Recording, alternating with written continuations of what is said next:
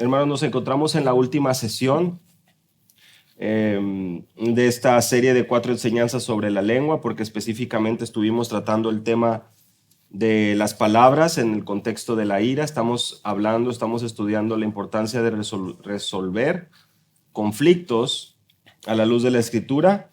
¿Y qué queremos decir con esto? Que la palabra de Dios es suficiente y la palabra de Dios nos instruye en cada paso para poder resolver el conflicto que pueda existir entre miembros, entre creyentes, entre miembros de una congregación, miembros de un mismo cuerpo. ¿Qué quiere decir esto? Que aún las diferencias que puedan existir, los problemas y el pecado también que pueda practicarse o pueda ser practicado unos con otros, no solo debe cesar, debe terminar, pero también debe de ser confrontado a la luz de la Biblia. Y cuando hablamos de confrontación, generalmente pensamos en guantes de box y en una pelea, ¿verdad? Pero no es así. Estamos hablando sobre todo en un contexto de aquello que distingue a los verdaderos discípulos de Cristo, y ustedes lo saben, es el amor.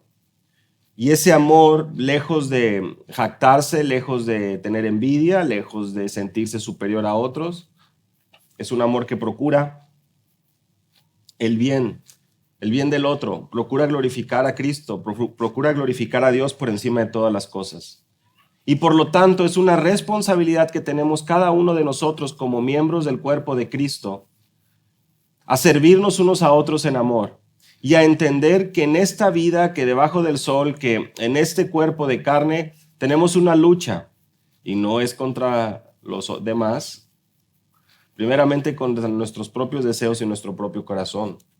Porque somos de alguna manera dirigidos, no solo por nuestro cuerpo, por lo que vemos a nuestro alrededor, por aquello que está buscando abrumar nuestros sentidos, a deshonrar al Señor, a encerrarnos en nuestro propio entendimiento, a buscar y procurar la sabiduría, a lo mejor uno mismo. Y nada de eso realmente muestra un espíritu humilde, nada de eso muestra realmente un deseo por aprender, por sujetarse a la voluntad de Dios. La verdad es que en ocasiones pensamos que el tiempo es el que curará o sanará las heridas y eso no es bíblico. El pecado es perdonado primeramente porque lo sabemos, es la obra de Cristo en la cruz, su sangre derramada, esa expiación por los pecados de su pueblo. Y en esa obra de amor y en ese perdón que el creyente encuentra en la cruz, es que el creyente encuentre el ejemplo para poder practicar con otros. Ese amor, que por supuesto está condicionado a un arrepentimiento y una fe. El creyente que recibe el perdón es aquel, o la persona que recibe el perdón es aquella persona que se arrepiente y cree. Es esta persona que recibe el perdón, la salvación. Pero lo sabemos. Es una obra de Dios, es un don de Dios de principio a fin. Dios despertando el corazón y el espíritu de esta persona para que pueda venir a Él en arrepentimiento y fe al contemplar la obra de perdón más maravillosa del mundo. Ahí está el ejemplo para cada uno de nosotros. ¿Cómo perdonar? ¿Cómo resolver el conflicto entre creyentes? Ahí está. De la misma manera que Cristo nos ha perdonado, lo escribe el apóstol Pablo, nosotros somos llamados a perdonar. De ese mismo amor y ese mismo perdón que nosotros vemos reflejados hacia nuestra vida, que sin merecerlo lo recibimos, así nosotros somos llamados también a perdonar. Y a lo largo de estas 4 sesiones hemos podido observar la importancia, primeramente, bajo este título de nuestras palabras, de controlar, o bueno, de tener cuidado en la manifestación de la ira con nuestra boca. Hemos ido avanzando en pasos importantes y estos pasos los veíamos a la luz de nuestro pasaje en Efesios capítulo 4 versículo 25. Ustedes recordarán que en este pasaje primeramente el apóstol Pablo instruye a desechar la mentira. Desechando la mentira.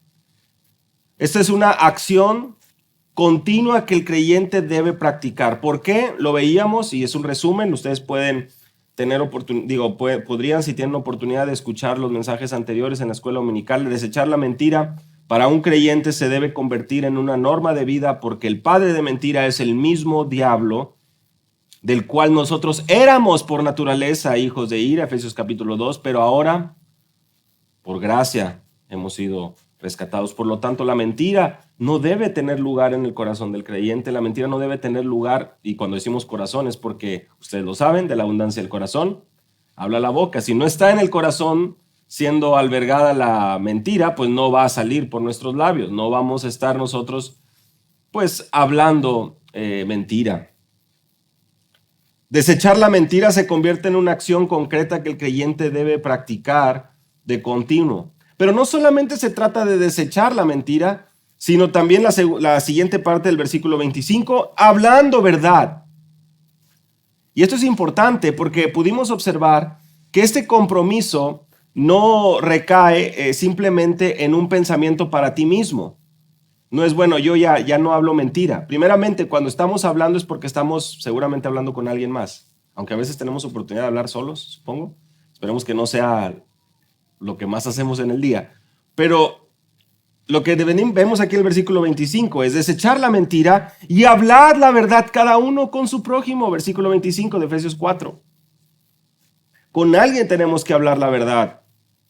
Y ese es con nuestro prójimo. Otra vez, en este contexto de poder entender que los unos a los otros en el Nuevo Testamento se convierte en una gracia del Señor, en una bendición del Señor. La iglesia lo es un diseño divino.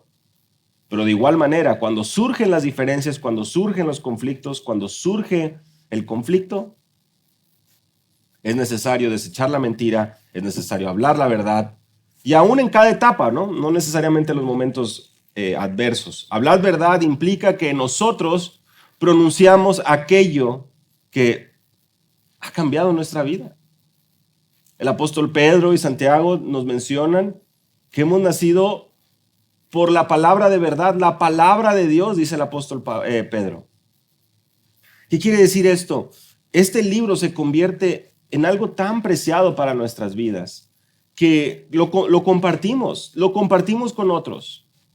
En estos días estaba leyendo un libro que mencionaba y hablaba acerca de la Gran Comisión, y lo mencionaba con los jóvenes el viernes. Y en este libro, pues lejos de buscar atacar el problema desde la perspectiva de ¿por qué no evangelizas, hermano? No, pues es que no me siento preparado, podrán decir algunos, es que yo no soy de muchas palabras, es que, etcétera, etcétera. ¿No? Sabemos que hay muchas excusas que pueden salir en la persona de por qué no está cumpliendo la Gran Comisión, siendo que la Gran Comisión es un mandato para todos los creyentes.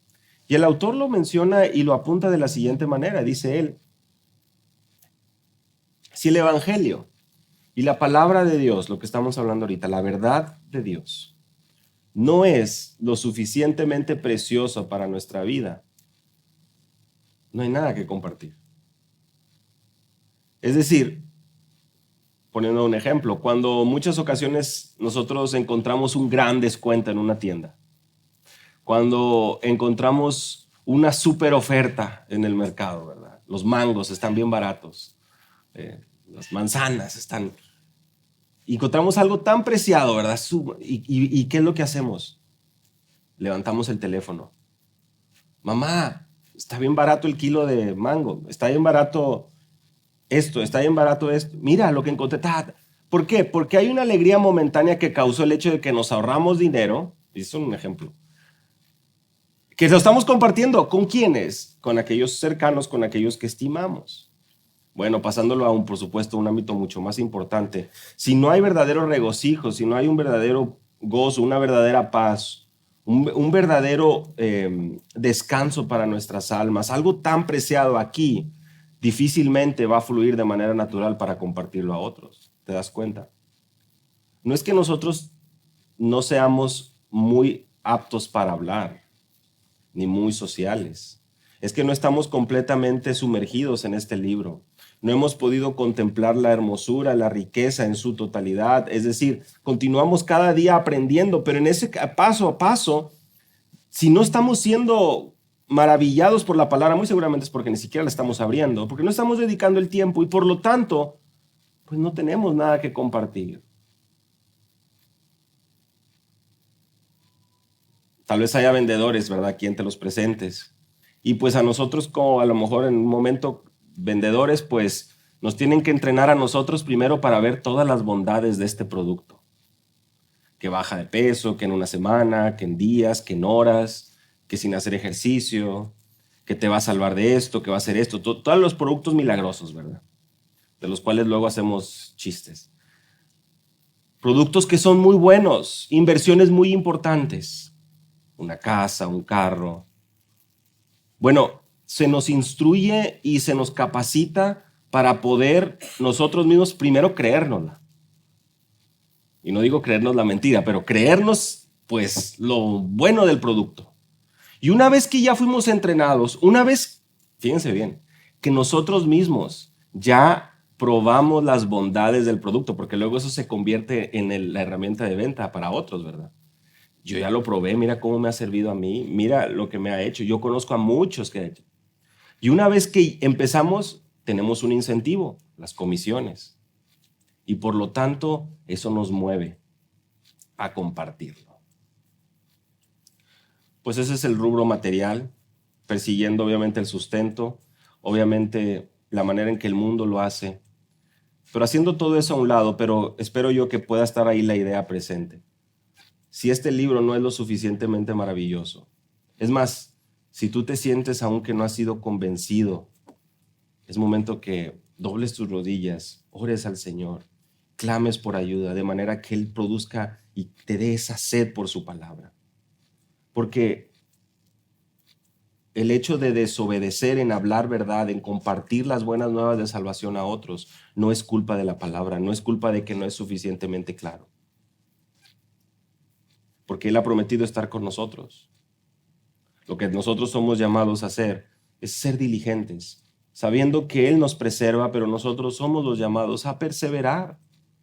Hablar verdad implica una responsabilidad de desechar la mentira, de ocupar nuestros pensamientos con la verdad, pero si nosotros estamos llenando nuestro corazón, lo veíamos en aquella ocasión, con todo menos la palabra, pues la gente misma de nuestro alrededor nos va a ver como el experto en política, como el experto en deportes, como el experto en las novelas, como el experto en las noticias, como el experto en la situación política internacional, como el experto en las elecciones de Estados Unidos, como el experto en la reforma judicial. Somos expertos en todo, pero desgraciadamente la gente de fuera no nos concibe como hombres y mujeres de la palabra de Dios. Como hombres y mujeres que tenemos un temor reverente a nuestro Dios. Y eso debería preocuparnos, porque antes de anhelar el reconocimiento de los hombres, debemos de entender que como mayordomos y siervos de nuestro Señor, este libro debe convertirse en aquello que guíe nuestras vidas y asimismo nuestras conversaciones. Finalmente el versículo 25 culmina diciendo, porque somos miembros los unos de los otros. Y somos miembros los unos de los otros, lo veíamos, esa misma responsabilidad nos lleva a poder tener un cuidado los unos por los otros. En la eternidad, gozando del Señor para siempre, no más dolor, no más tristeza, pero sí compartiendo con miles de creyentes, con cientos de millares de creyentes de todas las edades, de todas las épocas, ahí. Si Dios permite, nosotros mismos, hermanos aquí presentes, que por la gracia de Dios hemos sido salvados, gozando de la eternidad para siempre. Y con mayor razón, ¿cómo nosotros no hemos de ser obedientes, de entender nuestra responsabilidad unos con otros, de realmente nuestra palabra, como dice el apóstol Pablo a los Colosenses, que sea sazonada con sal para con los de fuera, guardando y redimiendo nuestro tiempo, pero con mayor razón para nosotros mismos entre creyentes, con ese amor, con esa necesidad continua de poder saber y entender que la Biblia es suficiente y nos lleva a poder cuidar y a dirigir nuestros pasos a la luz de su verdad. Por lo que en esta ocasión, les mencionaba yo la semana pasada, culminábamos viendo el pasaje de Santiago. En Proverbios 16. Y en Proverbios 16 se nos hablaba que los labios son como llama de fuego. ¿Recuerdan ustedes versículo 27 y 28 de Proverbios? Y culminamos ahí y yo les preguntaba y les decía, ¿se acuerdan en qué otro pasaje, sobre todo del Nuevo Testamento, tenemos una referencia a la lengua de esta manera?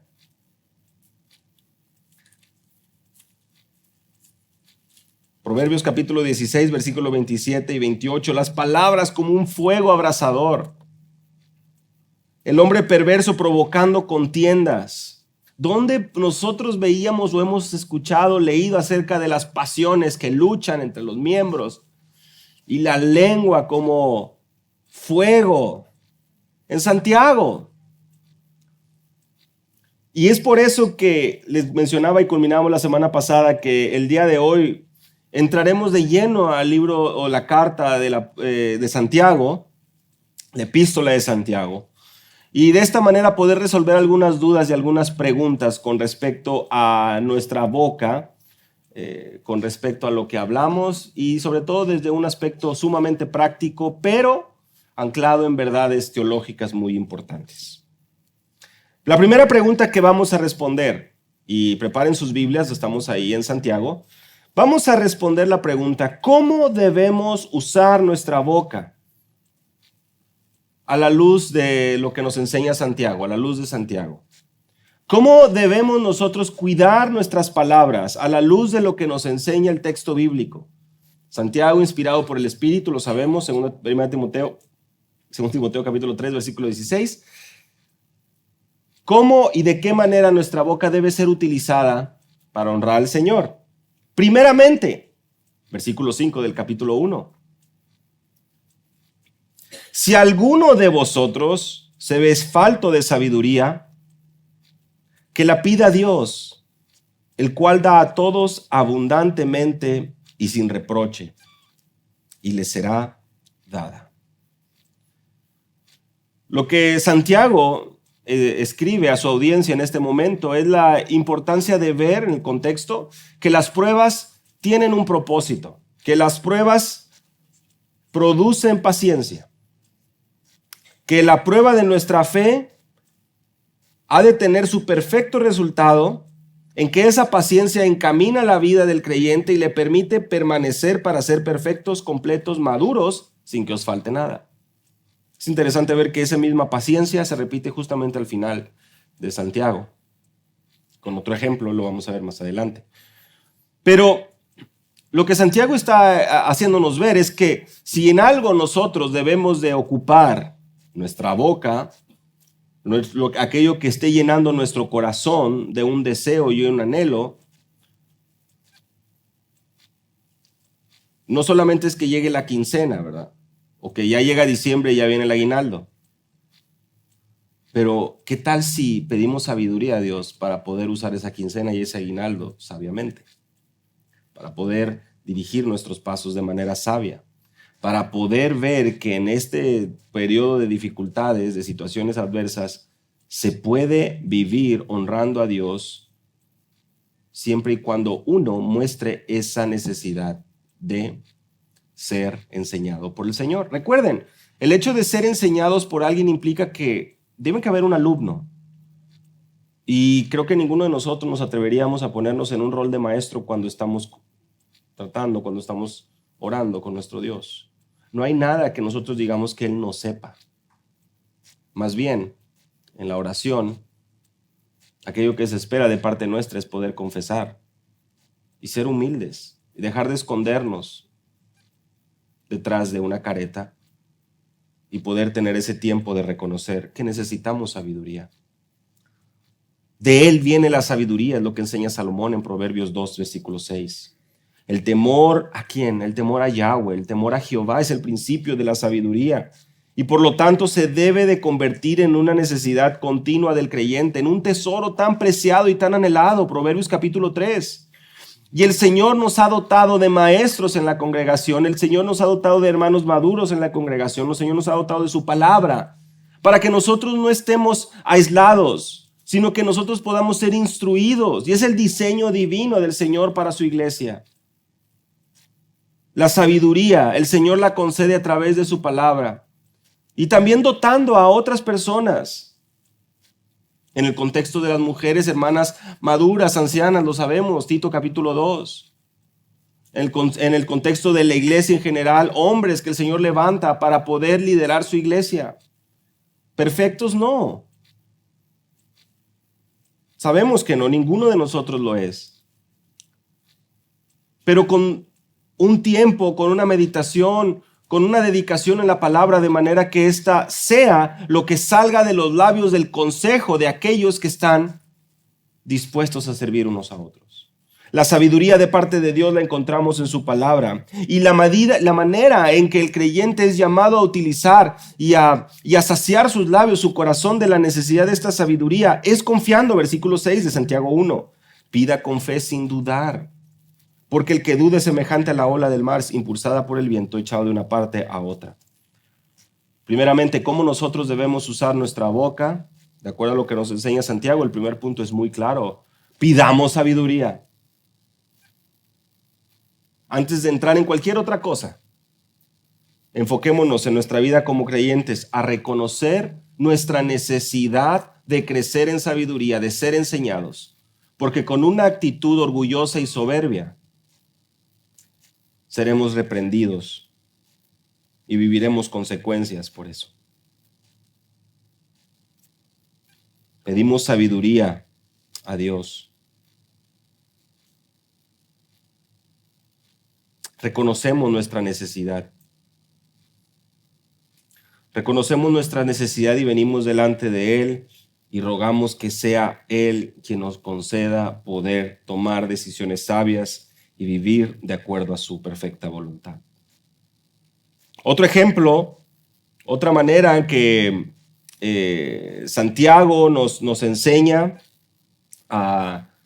a poder usar nuestra boca, lo vemos al final, en el capítulo 5, ya cuando estamos llegando a la parte final de la carta, a partir del versículo 13. ¿Sufre alguno entre vosotros? Que haga oración. ¿Está alguno alegre? Que cante alabanzas. Y la oración de fe, bueno, eso lo vemos en el versículo 15, restaurará al enfermo, y hablando por supuesto en el contexto de los ancianos de la iglesia, orando por los enfermos. Pero también en el versículo 16, por tanto, confesaos vuestros pecados unos a otros y orad unos por otros para que seáis sanados. La oración eficaz del justo puede mucho. Primeramente, cantando. ¿Está alguno gozoso? Cante alabanzas. ¿Sufre alguno de vosotros? Que haga oración. Tanto la oración como las alabanzas forman parte de una disciplina del creyente. Y otra vez, es un reflejo de aquello de lo que el Señor ha hecho en el corazón de la persona. El pedir sabiduría delante de Dios implica que nos permite poder ser situados en nuestra realidad de que necesitamos ser enseñados y no nos buscamos engañar de ninguna otra manera. Y el hecho de que podamos tener momentos de sufrimiento nos lleva a nuestras rodillas y nos lleva a orar. ¿Y cómo somos llamados a orar de acuerdo al contexto de las cartas del apóstol Pablo? Bueno, él escribe a las iglesias en Éfeso, le escribe a las iglesias en Filipo, a los tesalonicenses, y les dice: orad en todo tiempo, orad sin cesar, orad los unos por los otros. 1 Tesalonicenses 5:17, Efesios 6:18. Y el contexto nos habla. ¿Sufre alguno de vosotros? ¿Pasamos por dificultades? Es importante orar. Es importante venir a Él. Ahora, dirán algunos: no, yo estoy muy gozoso. Bueno, el Señor a través de su palabra nos instruye: canta alabanzas. Y esto no se trata simplemente de poder como encaminar nuestro gozo a una actividad física. Porque la alabanza, lo que cantamos, no es meramente algo pasajero de entretenimiento. Porque cantamos la palabra. Y cuando cantamos la palabra, cantamos la instrucción de la palabra. Y cuando cantamos lo que la palabra nos instruye, glorificamos a nuestro Dios. Reconocemos quién es Él. Ponte a pensar un poco en las letras de lo que cantamos cada domingo. No estamos hablando simplemente de sentimientos o nuestra necesidad de hacer cosas, sino lo que cantamos nos lleva a poder meditar en la grandeza de nuestro Dios.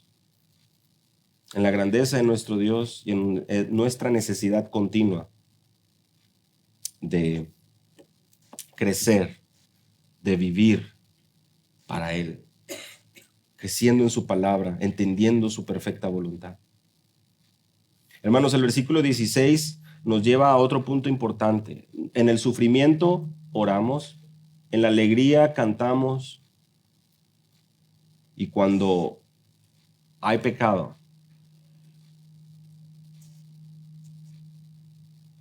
¿sí escuchan eso? ¿O nada más soy yo?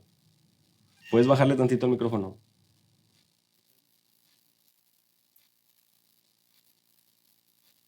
Se escucha, se está retroalimentando muy feo. ¿Así me escuchan bien? Ok. Confesaos vuestros pecados, versículo 16. La necesidad continua de poder estar reconociendo que tenemos que ponernos a cuentas, que tenemos que tomar y asumir responsabilidad, buscar el perdón. Vean ahí el contexto también, orando unos por otros, procurando una restauración. Y hay algo de debate, por supuesto, en el contexto en cuanto a la sanidad. Sabemos que hay, por supuesto, un elemento físico, pero por supuesto que también hay un elemento que puede ser espiritual. El confesar nuestros pecados en el momento en que hayamos fallado unos con otros se convierte en una responsabilidad y en una necesidad que el creyente tiene por honrar al Señor. Así que no solo vemos la necesidad de pedir sabiduría, de cantar, de orar, de confesar nuestras ofensas. Finalmente en el versículo 19, hermanos, si alguno entre vosotros se extravía de la verdad y alguno le hace volver, sepa que el que hace volver a un pecador del error de su camino salvará su alma de muerte y cubrirá multitud de pecados. Usar nuestra boca para servir al prójimo nos lleva también a poder estar atento a la necesidad de aquellos que flaquean, que parecen estar claudicando, que parecen estarse extraviando. Y no es, por supuesto, la habilidad de una persona por hacer volver a alguien. Es la palabra de Dios, que es viva y es eficaz. La que puede traer instrucción y le recuerda a la persona que puede estar dudando del amor, de las bondades de nuestro Dios. Hermanos, de manera muy práctica, a la luz de la enseñanza en Santiago, vemos que el creyente puede usar su boca, debe usar su boca para pedir sabiduría, para orar, para cantar, para confesar sus pecados, para servir al prójimo, servir a aquel débil que necesita ánimo, que necesita instrucción, que necesita ser recordado de quién es nuestro Dios.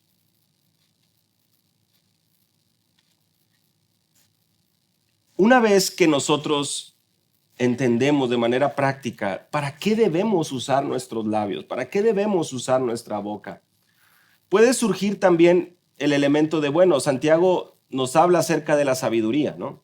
Nos habla acerca de pedir sabiduría. Pero si bien es cierto, podemos ver casos como el orar, el cantar, el confesar, el edificarnos unos a otros, el animarnos unos a otros como casos prácticos. También Santiago nos habla de que esa sabiduría debe producir algo, que esa fe que dices tener produce un fruto. Eso es una parte importante de esta carta de Santiago. Por eso miren a partir del versículo 19 del capítulo 1, y aquí ya estamos respondiendo una segunda pregunta, y es, ¿qué es lo que produce esta sabiduría divina o el fruto de la sabiduría divina? Vean el versículo 19 del capítulo 1. Esto sabéis, mis amados hermanos, que cada uno sea pronto para oír, tardo para hablar, tardo para la ira.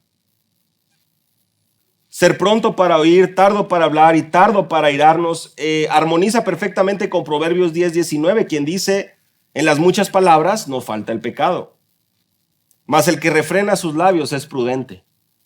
En las muchas palabras no falta el pecado, pero el que refrena sus labios es prudente. Aquel que pide sabiduría divina, aquel que es instruido por la sabiduría de Dios, entiende que es mejor cerrar nuestros labios, que es mejor guardar las palabras, que es mejor oír. Ahora, esto no significa, como algunos podrán pensar, porque justamente lo viene a tratar en el contexto, bueno, entonces ya no voy a decir nada, ya no voy a hacer nada, mejor solamente voy a escuchar. Bueno, Santiago tiene un mensaje para ti también, versículo 23. Porque si alguno es oidor de la palabra y no hacedor, es semejante a un hombre que mira su rostro natural en un espejo, pero después de mirarse a sí mismo e irse inmediatamente, se olvida de qué clase de persona es. Versículo 26. Si alguno se cree religioso, pero no refrena su lengua, sino que engaña su propio corazón, y la religión del tal es vana. Versículo 22 lo resume de manera perfecta. Sed hacedores de la palabra y no solamente oidores. ¿Eso qué quiere decir? Desechamos la mentira. Desechar la mentira implica en ocasiones guardar nuestras palabras, no hablar, buscar la sabiduría divina. Pero eso no nos abre el camino para convertirnos en personas, en monjes o personas aisladas de la sociedad que no hablamos nada, que a lo mejor como estos que se van y se alejan mucho, nosotros podemos estar aquí, pero preferimos simplemente estar ahí como un adorno. No, tenemos una responsabilidad de hablar verdad cada uno con nuestro prójimo. Tenemos que abrir nuestra boca, tenemos que hablar, pero esto tiene que ser a la luz de la sabiduría que estamos recibiendo por su palabra. Hermanos, no solamente somos oidores, sino que debemos demostrar que estamos aprendiendo, debemos demostrar ese fruto, ese crecimiento, esa madurez. Por supuesto, a través de nuestro comportamiento, y ese comportamiento viene también acompañado por nuestras palabras. Una vida piadosa es una vida que tanto en carácter, conducta, palabras, viene sazonada perfectamente por la sabiduría divina. No podemos negarlo. No puede haber incoherencias, como lo decíamos en ocasiones. Personas que a veces tienen esa reputación de hablar muy poco. Pero eso no significa que estén bien, que estén sabios o que su corazón esté bien delante de Dios, porque muchas veces lo poquito que hablan pues, es puro engaño, pura mentira. Cuando pedimos sabiduría, somos llamados a aprender a controlar nuestras palabras, pero controlarlas no solamente callando cuando debemos de callar, sino también hablando cuando debemos hacerlo, de acuerdo a la sabiduría divina, de acuerdo a nuestra responsabilidad unos con otros, de acuerdo a lo que somos llamados a hacer.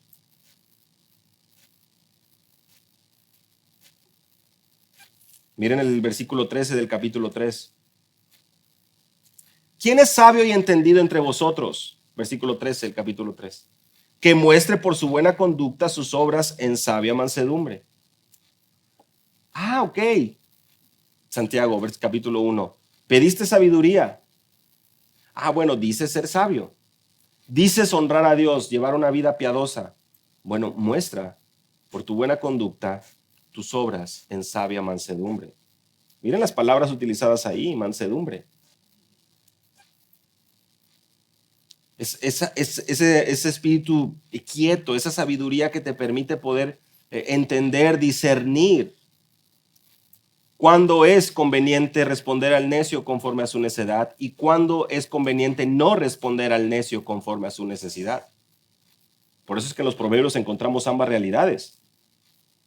Pero ese discernimiento y esa sabiduría es lo que te va a permitir tú estar situado y escuchar al necio y saber cuándo responder, cuándo es bueno y cuándo no. Desafortunadamente, si lo que hay en tu corazón, versículo 14, son celos amargos, ambición personal, no seáis arrogantes y mintáis contra la verdad. Versículo 16, donde hay celos y ambición personal, allí hay confusión y toda cosa mala. Eres sabio, has recibido esta sabiduría divina. Tus labios deben de precisamente hablar y dar testimonio de esto. Pero si lo que hay es ambición, es celos, inevitablemente saldrá la contienda, saldrá aquello que tu carne desea. La sabiduría se refleja en una vida devota que anda en piedad, y reflejar nuestra lengua es parte de nuestra vida como hijos de Dios. Refrenar nuestra lengua se convierte en una responsabilidad que cada uno de nosotros tiene. ¿Cómo se ve entonces, la pregunta 3, cómo se ve entonces el pecado practicado con nuestra lengua a la luz de Santiago?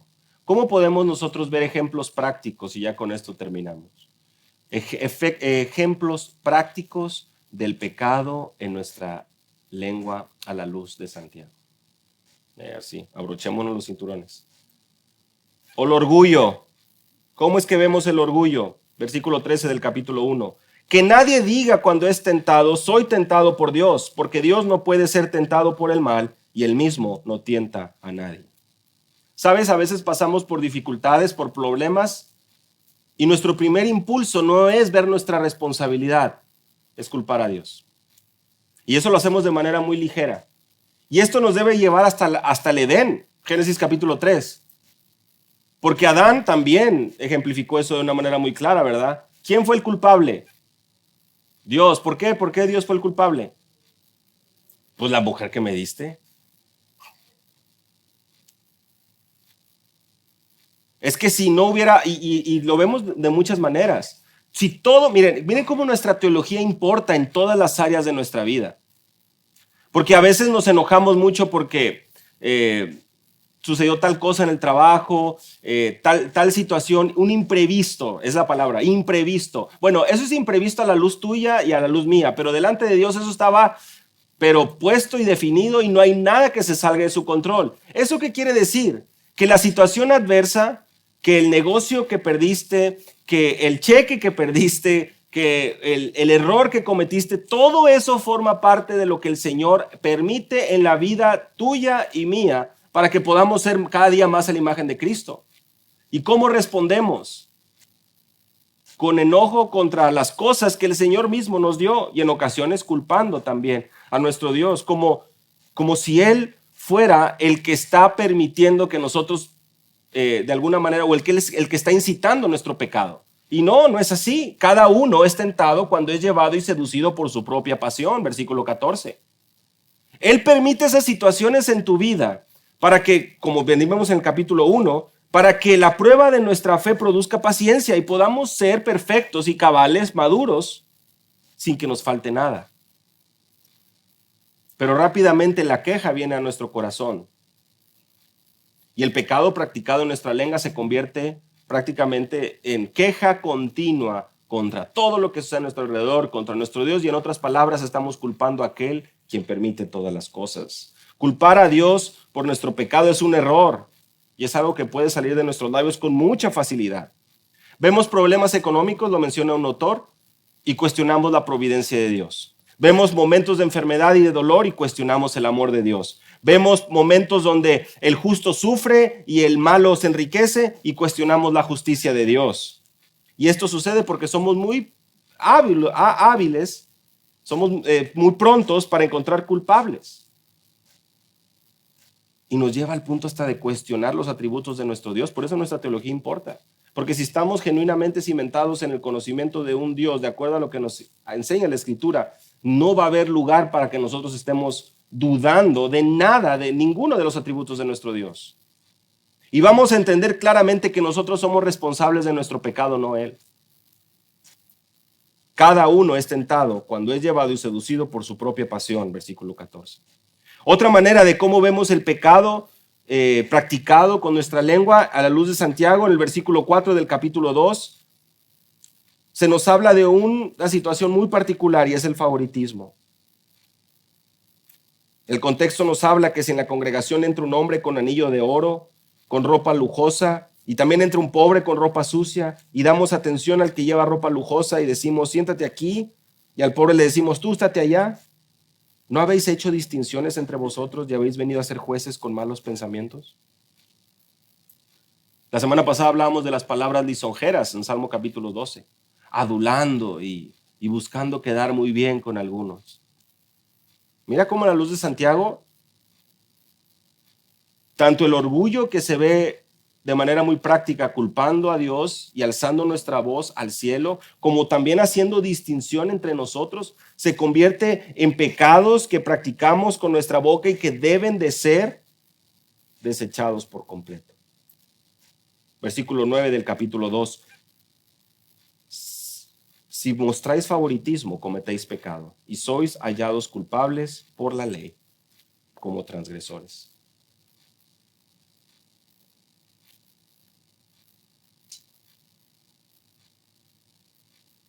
Es lo que debemos hacer.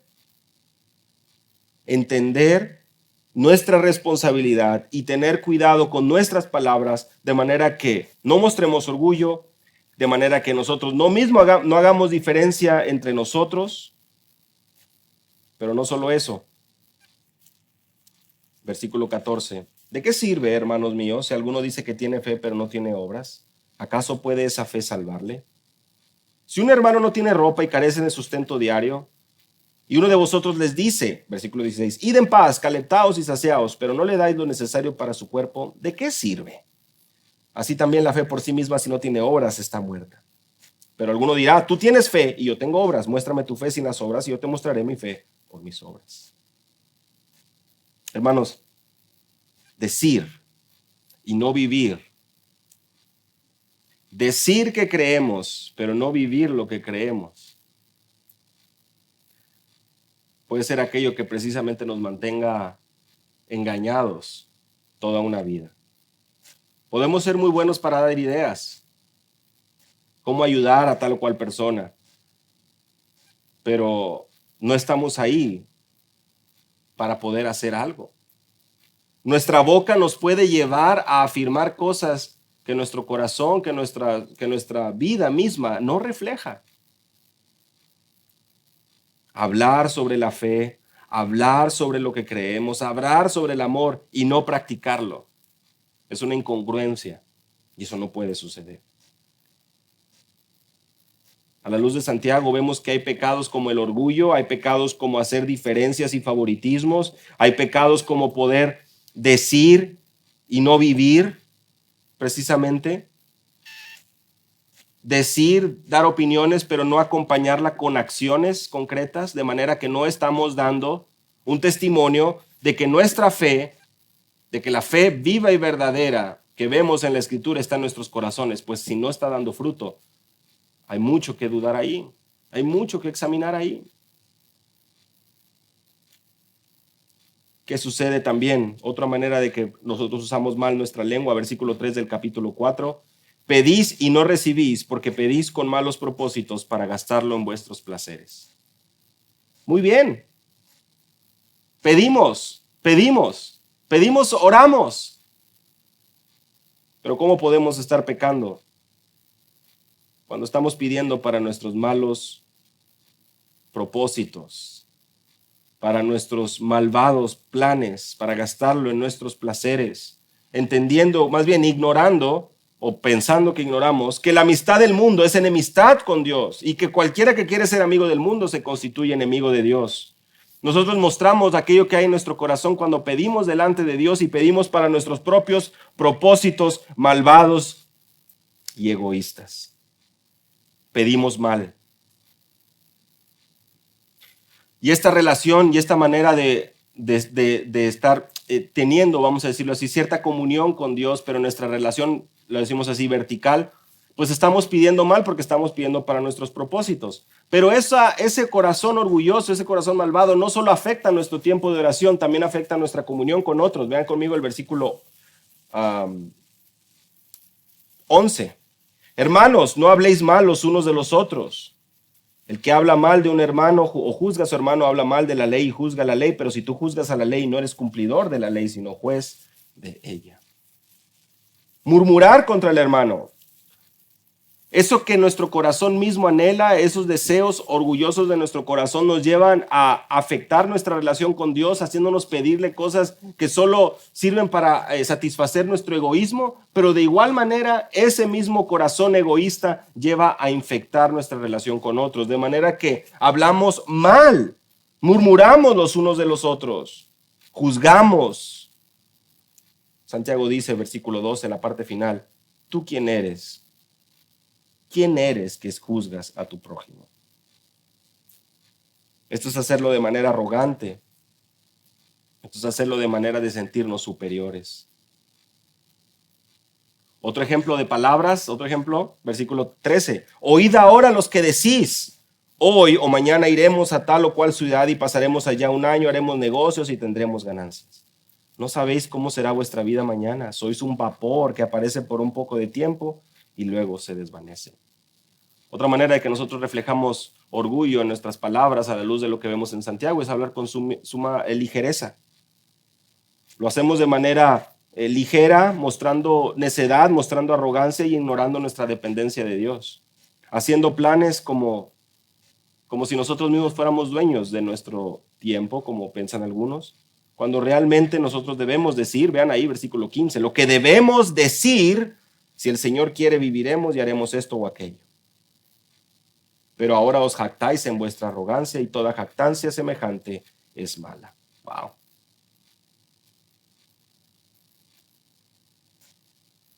Murmurar, pedir mal, decir y no vivir nuestra fe, hacer diferencias, mostrar orgullo, hermanos, y finalmente mintiendo.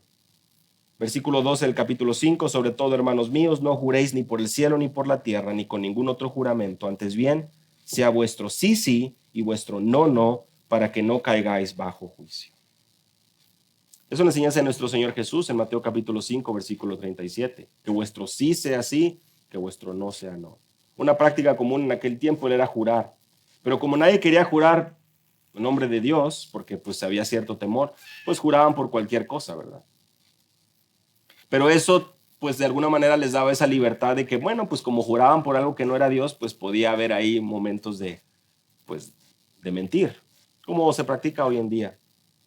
Un creyente no puede vivir así.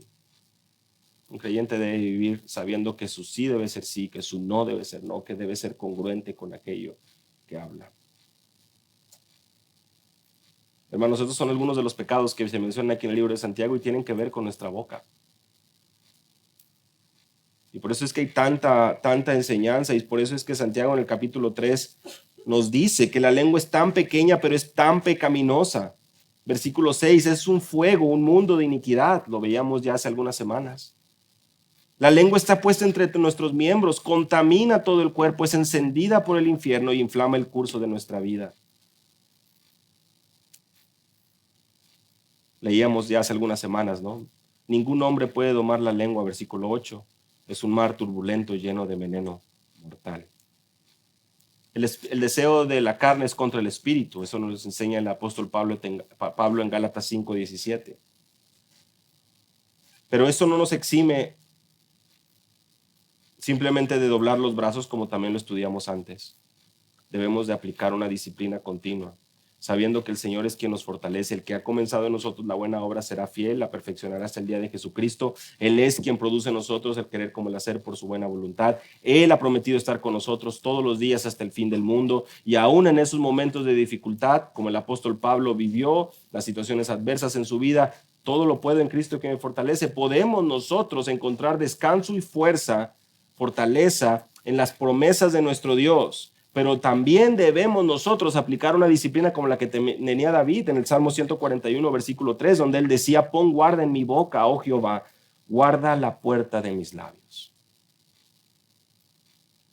De manera que lo que hablemos pueda ser grato y agradable delante de Dios. Santiago nos ha enseñado que podemos usar nuestra boca para aquello que honra a nuestro Dios, mediante pedir sabiduría, orando, cantando, confesando nuestras ofensas, animando a otros.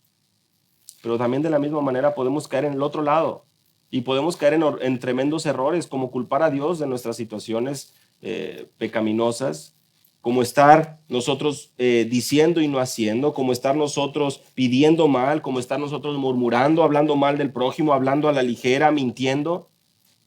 Por eso es que está esta situación. Ambos polos, ambos bandos tienen sus frutos. Y en esa lucha que llevamos de continuo con nuestra carne, es momento de que nosotros armonicemos con estas palabras de David, rogando que el Señor ponga esa guarda en nuestra boca, que nosotros no tengamos esa facilidad para hablar a la ligera, sino que aquello que salga, que pronuncie en nuestra boca, que nuestros labios pueda estar genuinamente filtrado por la palabra de Dios y sea de edificación para otros. Le honre genuinamente a Él, y de esa manera nosotros podemos saber que estamos fomentando, que estamos viviendo, que estamos sirviéndonos unos a otros, fomentando esa unidad, andando y caminando y hablando en amor unos con otros.